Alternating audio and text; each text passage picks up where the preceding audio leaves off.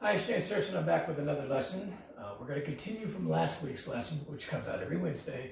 Last week, I went way back in time and talked about how to hold the grip, how to grip the drumstick. Somebody sent me a message, asked me if I could do that, so I did it. So what we're going to do today is talk about 5 of the basic types of strokes that you need to learn. That is really a part of all drumming. In some disciplines of drumming, it's very, very important and very particular. In others, you have a lot more freedom to express yourself however you want to. And before I do this, I just want to say there's always going to be somebody that disagrees or thinks there's a different way, something like that. There are no hard rules on anything. If you're going to be a drummer playing drum set on your own or with a band or something like that, nobody cares how you hold the sticks or what strokes you use as long as you can execute the ideas you want to perform. But if you're going to be a part of an organization like a school band or be a percussion major or something like that, technique and strokes do matter, especially in the marching arts because you're trying to match and duplicate others. So that being said, you can explore any one of these. There's no hard, fast rules. It's just something to help you understand what's out there and what most people follow. That being said, we're going to talk about a few strokes. So this can be confusing for a lot of drummers because you hear it called several different things. The first one is just called, basically it's a full stroke, often called a legato stroke. And basically it starts high and ends high. What I mean by that is if you put your arms out like you're going to play and bring your wrist up like that, that's where it's starting and that's where it's ending. So it's a full stroke. In marching, they often call it a legato stroke, and a common exercise is 8 on a hand. Okay? Now they usually start it low, like this, come up, and then 1, 2, 3, 4, 5, 6, 7, 8. On the 8th one, they stop, which will be part of the next stroke. So depending on the grip, either match grip, which is the same, both hands, or traditional grip, which is like this, legato stroke is basically a full stroke. Nice and relaxed in my fingers, nothing tight, nothing making my muscles pop out, or, you know, if I take the stick and just hold it with the finger and the thumb, just in the fulcrum, it would be the same stroke if I just did that. It's nice and relaxed. I'm just going to wrap my fingers around it. Okay? So, in a way, I am controlling it because I'm not just letting my fingers flop. They're staying with the stick. And it's not just fingers only. I'm just knocking on a door. That's what I call it. Like I'm knocking on a door with my wrist. Nice and relaxed grip. I often say if you could take a tube of toothpaste and put it in your hand, unscrew the top and go like this, like you're making a drum stroke, and that toothpaste doesn't squirt out, you've got enough pressure on there. It's just enough to hang on to it. Again, if I take a stick lightly and do that, if I you can hear the resonance of the stick. If I hold tight, you can hear how it chokes it. Well, that same thing translates through a drum head, even a pad. That's tight, loose, nice and relaxed, knocking on a door, either hand. I'm doing the same thing, it's nice and relaxed, okay? Starts high and ends high. That's all it is. That is a full stroke, or often called a legato stroke. The next type of stroke is a downstroke, sometimes even called a controlled stroke. And what we're doing is we're starting high. The difference is we're not going to come back to here, we're going to stop. We're going to end low. So it's called a downstroke, and it's used whenever we're going to follow a full stroke or an accent with smaller notes, often called taps, ghost notes. In marching, sometimes they call it the inner notes and whatnot. So basically, it's called control for a lot of people because we're controlling that stick and not letting it bounce up, which it naturally would want to do. So we're going to use our fingers and our wrist, not in a tight way, but just to stop the stick, okay? And in marching, you'll often see people come out like this, and they'll use that as a guide, as where they're going to stop, and that's where their tap is, okay? So a control stroke, quickly, is just stopping it from rebounding, okay? That's all it is. That's a control stroke. Again, it's not tight. It's just relaxed and stopping it, okay? The next one is a tap. A tap we're going to take from that place where you stopped on the control stroke or the downstroke, and we're just going to tap. Now, I'm just knocking on a door with my wrist. There are orchestral people oftentimes will use the whole arm because there's more control over the bigger muscle groups. And a lot of marching groups do that too.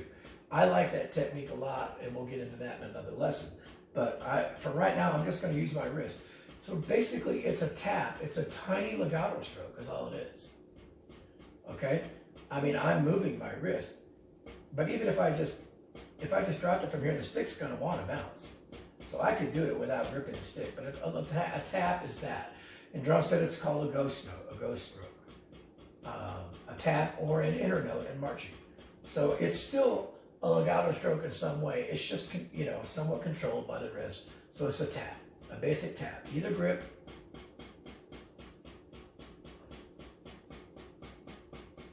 nice and relaxed. So that gives us three: our full stroke, our controlled stroke or downstroke, our tap. The next one, we're going to start in this down position like a tap and then go to what a lot of people call an upstroke. So we're going to finish high, start low, finish high. And that is the stroke that's often used when we're playing our inner notes, and then we have to follow it by an accent. We have to bring our hand up. So we come from start low, tap position, tap and come up.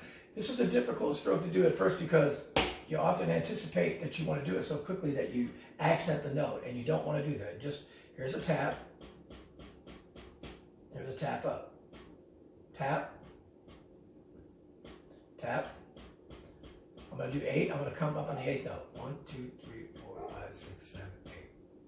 That's a tap up.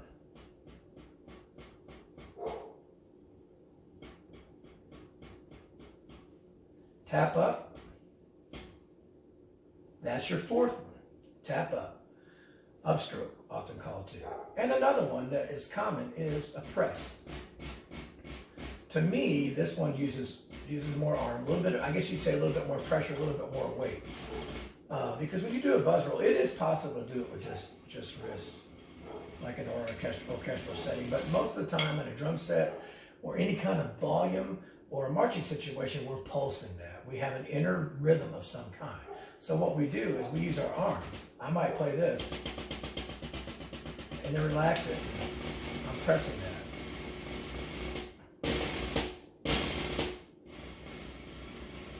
So it's just a press. I'm kind of squeezing my fingers a little bit, pressing down, and that's called the fifth stroke. That's the fifth one to me. It is a part of it, but most people just think of the other 4. So those are the 5 strokes I want you to think about working on. And it's a full stroke, a downstroke, a tap, an upstroke, and a buzz. If you can manipulate those and work with them, it's going to open you up to everything. But on the drum set, marching, anything, doesn't matter. The one thing I do want to say, for beginning students, I usually start everybody on match grip. One thing that I do is I have them start in the up position and just do 8 hits per hand, followed by 4 16th notes on each beat. A measure of 16th notes, we call it 1 E and a 2 E and a 3 E and a 4 E. If you don't read music, just say huckleberry and follow your voice, huckleberry. So I'm going to do 8 on a hand. 1, 2, 3, 4, 5, 6, 7, 8. 1, 2, 3, 4, 5, 6, 7, 8. Huckleberry, huckleberry, huckleberry, huckleberry. I'm still going to do a legato stroke. It's just huckleberry, huckleberry. So it's still 8 per hand, but I'm just basically going from 1.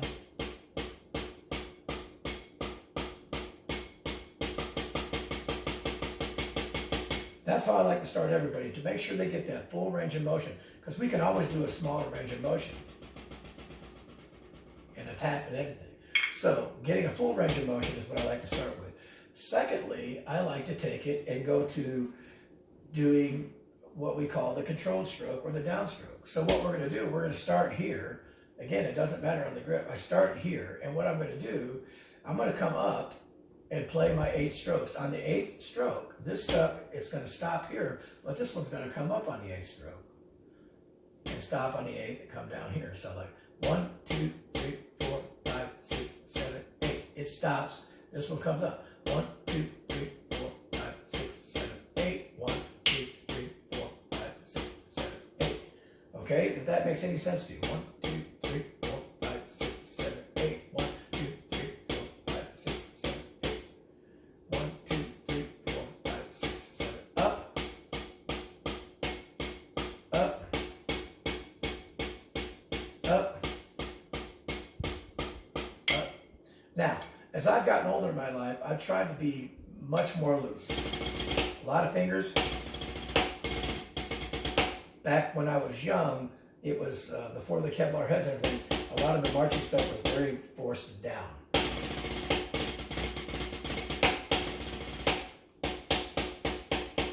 But still not with a death grip. Just that would be the down. Okay, taps, a lot of wrist. Eventually you're going to get to where you do a marriage between the arm, wrist, and the fingers. So we'll use a lot of fingers for certain things. Okay. We'll use a lot of arm, especially on drum set to get us where we're going. The molar stroke is an arm, wrist, finger stroke, mostly arm and wrist, but imagine if you had a ball and you wanted to throw it. The arm leads, the wrist follows. That's molar. If you had something on your hand and you wanted to get it off, you fling it. That's basically what molar is. It's a type of whip where the arm leads and then the wrist comes in later and follows. So it's very much, a lot of people call it a whipping stroke.